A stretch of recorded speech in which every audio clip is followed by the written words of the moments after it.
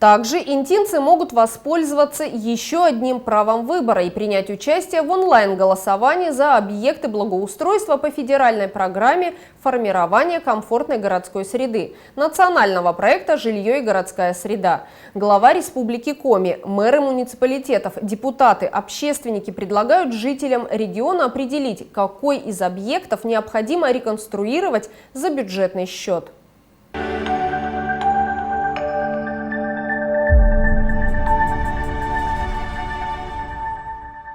В этом году в Республике Коми на выбор общественности представлено 40 общественных мест и дизайн-проектов благоустройства в 9 муниципалитетах, которые предложены в рамках голосования с 15 апреля по 30 мая 2022 года на платформе 11.городсреда.ру. Принять участие в нем могут все россияне в возрасте от 14 лет. Территории победителей будут благоустроены в приоритетном порядке в 2023 году. В Инте определили 5 объектов.